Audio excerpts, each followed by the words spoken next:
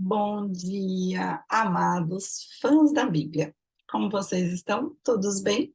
Espero que sim. Bem-vindos ao canal da leitura de um pedacinho da Bíblia por dia. E até o final do ano a gente vai ter lido o livro inteirinho. Hoje a gente vai fazer uma pequena maratona.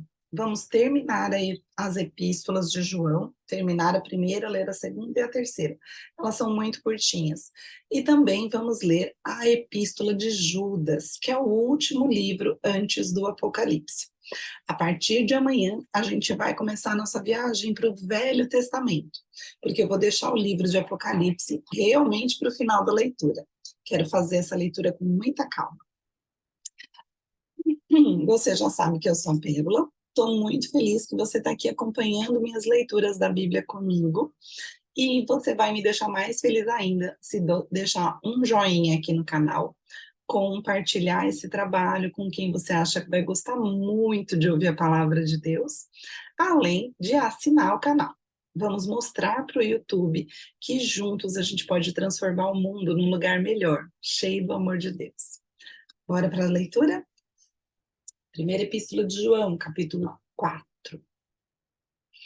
Amados, não deis crédito a qualquer espírito, antes provai os espíritos se procedem de Deus. Porque muitos falsos profetas têm saído pelo mundo afora. Nisto reconheceis o Espírito de Deus. Todo espírito que confessa Jesus Cristo veio em carne é de Deus. E todo espírito que não confessa a Jesus não procede de Deus. Pelo contrário, este é o espírito do anticristo, a respeito do qual tendes ouvido que vem e presentemente já está no mundo. Olha, gente, se o anticristo já estava no mundo na época que Cristo veio 2000 anos atrás, imagina o serviço que esse cara está fazendo por aí, né? Filhinhos, vós sois de Deus e tendes vencido os falsos profetas, porque maior é aquele que está em vós do que aquele que está no mundo. Eles procedem do mundo. Por esta razão falam da parte do mundo e o mundo os ouve. Nós somos de Deus. Aquele que conhece a Deus nos ouve. Aquele que não é da parte de Deus não nos ouve. Nisto reconhecemos o espírito da verdade e o espírito do erro. Amados, amemos uns aos outros. Olha como João tinha esse discurso, né, contínuo de amar. Ele firma muito o mandamento deixado por Cristo. Amai a Deus sobre todas as coisas e aos outros como a vós mesmos, né? Então, amados, amemo-nos uns aos outros, porque o amor procede de Deus. E todo aquele que ama é nascido de Deus e conhece a Deus. Aquele que não ama não conhece a Deus, pois Deus é amor. Isso ele já tinha falado antes, né? Nisto se manifestou o amor de Deus em nós, em haver Deus enviado o seu Filho unigênito ao mundo para vivermos por meio dele. Nisto consiste o amor, não em que nós tenhamos amado a Deus, mas em que Ele nos amou e enviou o seu Filho como propiciação pelos nossos pecados. Amados, se Deus de tal maneira nos amou, devemos nós também amar uns aos outros.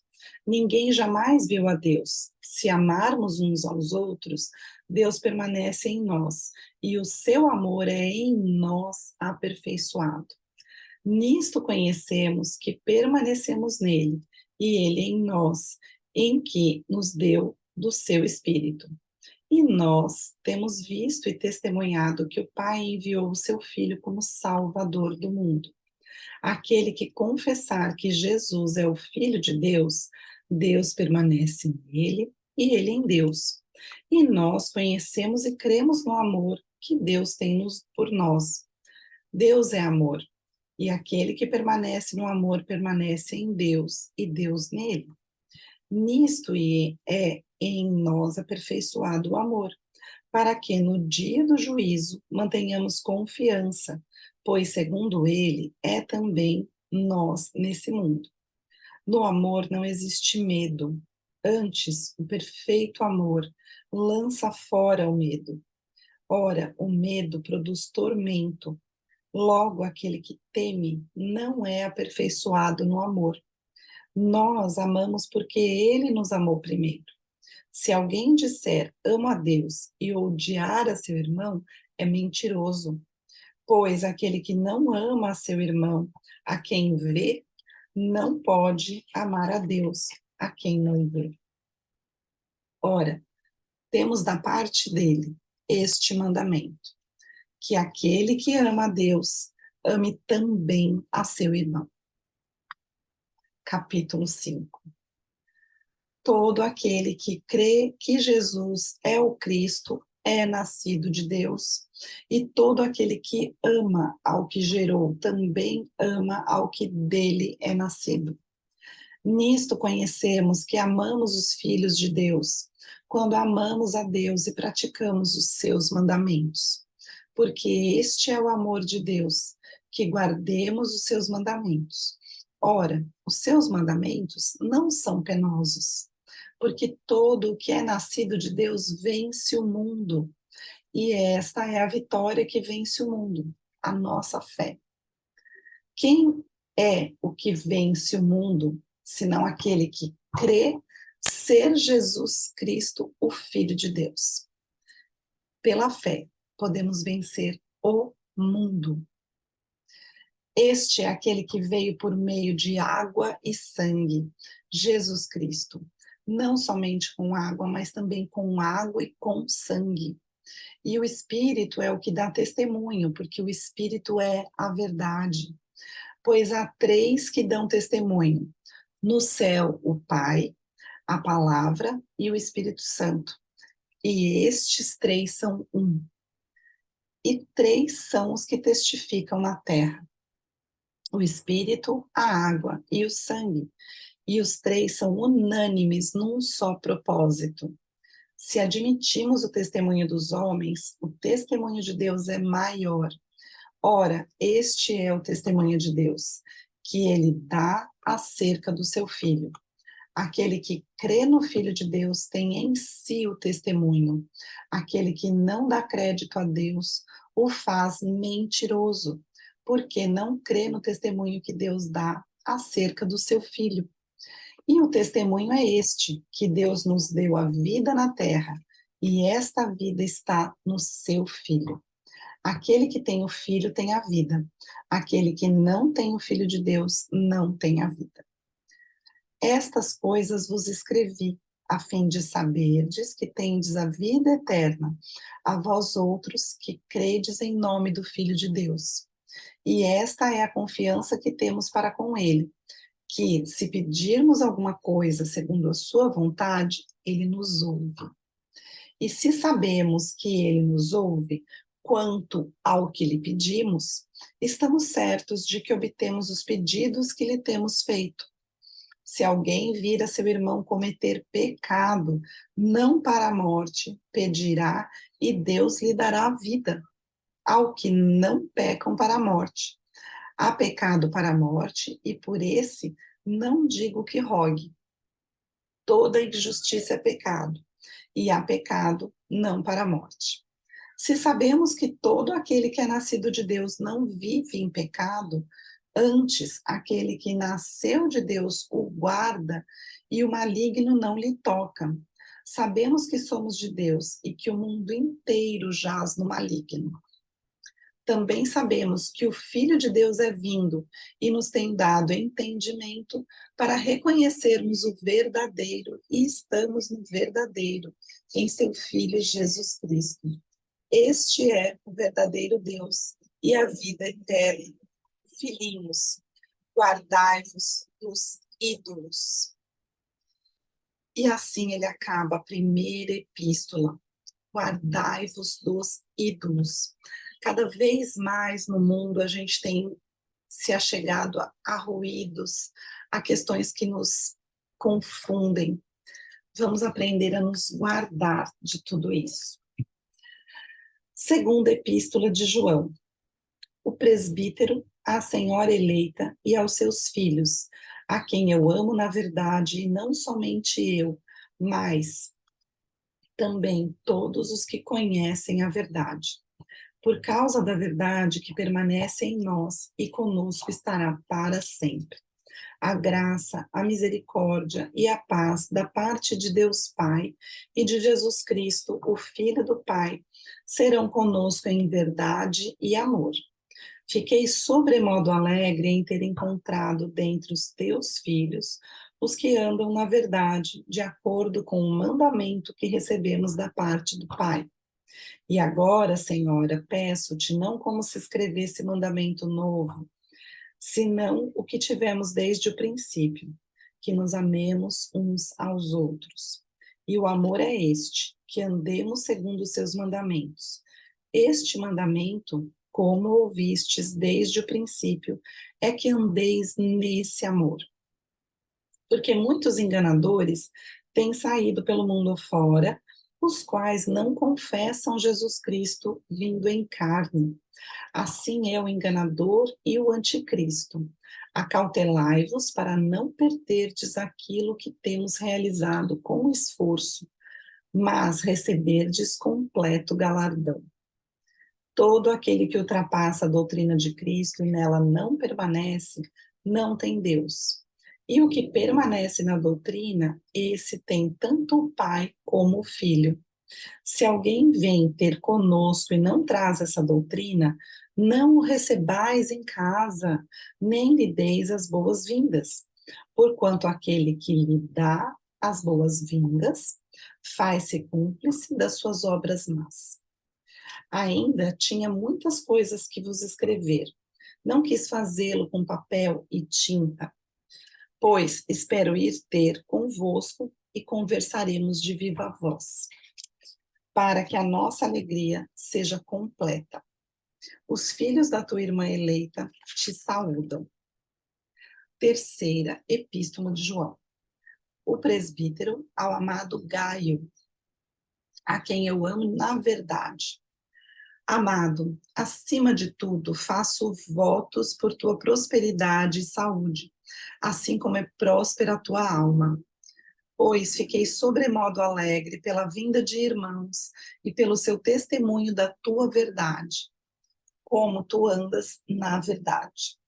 Não tenho maior alegria do que esta, a de ouvir que meus filhos andam na verdade.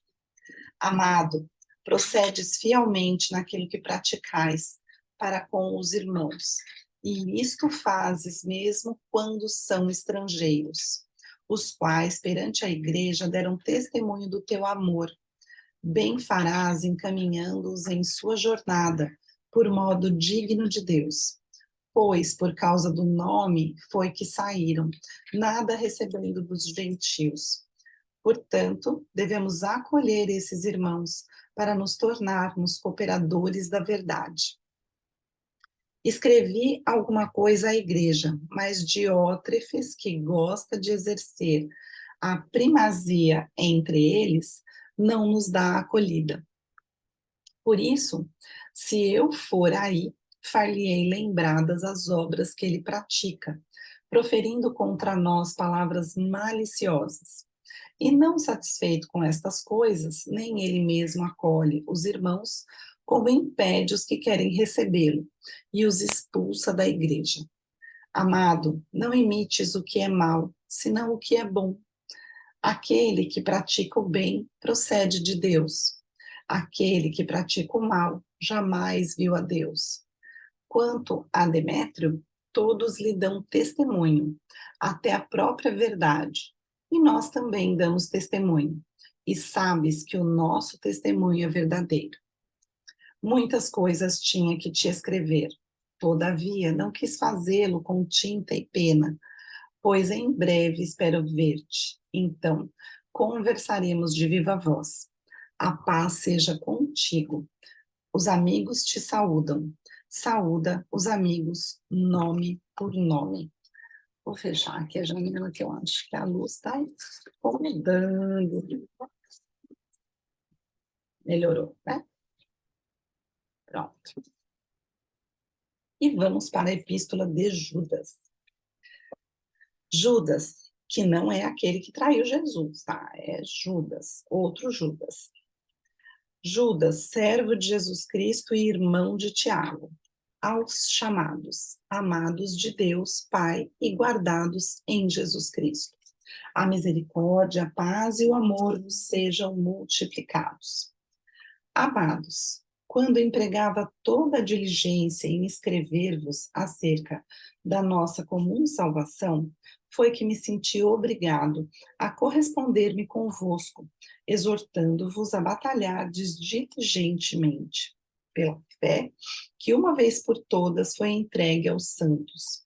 Pois certos indivíduos se introduziram com dissimulação, os quais desde muito foram antecipadamente pronunciados para esta condenação. Homens ímpios que transformam em libertinagem a graça de nosso Deus e negam o nosso único soberano e Senhor Jesus Cristo. Quero, pois, lembrar-vos, embora já estejais cientes de tudo uma vez por todas, que o Senhor, tendo libertado um povo, tirando-o da terra do Egito, destruiu depois os que não creram, e a anjos os que não guardaram o seu estado original, mas abandonaram o seu próprio domicílio. Ele tem guardado sob trevas, em algemas eternas, para o juízo do grande dia, como Sodoma e Gomorra e as cidades circunvizinhas, que, havendo se entregado à prostituição como aqueles, segundo após outra carne, são postas para exemplo do fogo eterno, sofrendo punição. Ora, estes, da mesma sorte, quais sonhadores alucinados, não só contaminam a carne, como também rejeitam o governo e difamam autoridades superiores. Contudo, o arcanjo Miguel, quando contendia com o diabo e disputava a respeito do corpo de Moisés, não se atreveu a proferir juízo infamatório contra ele. Pelo contrário, disse: o Senhor te repreenda. Estes, porém, quanto a tudo o que não entendem, difamam, e quanto a tudo o que compreendem por instinto natural, como brutos sem razão, até nessas coisas se corrompem. Ai deles, porque prosseguiram pelo caminho de Caim, e movidos de ganância se precipitaram no erro de Balaão, e pereceram na revolta de Corá. Estes homens, como rochas são, submersas, e vossas festas de fraternidade, banqueteando-se juntos sem qualquer recato, pastores que a si mesmos se apacentam, nuvens sem água, impelidas pelos ventos, árvores em plena estação dos frutos, destes desprovidos, duplamente mortas, desarraigadas. Ondas bravias do mar, que espumam as suas próprias sujidades, estrelas errantes para as quais tem sido guardada a negridão das trevas para sempre. Quanto a estes, foi que também profetizou Enoque, o sétimo, depois de Adão, dizendo: Eis que veio o Senhor entre suas santas miríades, para exercer juízo contra todos e para fazer convictos todos os ímpios, acerca de todas as obras ímpias que impiamente praticaram, e acerca de todas as palavras insolentes que ímpios pecadores proferiram contra ele. Os tais são murmuradores, são descontentes, andando segundo as suas paixões. A sua boca vive propalando grandes arrogâncias, são aduladores dos outros, por motivos interesseiros. Vós, porém, amados, lembrai-vos da palavra anteriormente proferida pelos apóstolos de nosso Senhor Jesus Cristo, os quais vos diziam: no último tempo haverá escarnecedores andando segundo as suas ímpias paixões. São estes os que promovem divisões sensuais que não têm o espírito. Vós, porém, amados, edificando-vos na vossa fé santíssima, orando no Espírito Santo. Guardai-vos no amor de Deus, esperando a misericórdia de nosso Senhor Jesus Cristo para a vida eterna. E compadecei-vos de alguns que estão na dúvida. Salvai-os, arrebatando-os do fogo. Quanto a outros, sede também compassivos em temor, detestando até a roupa contaminada pela carne.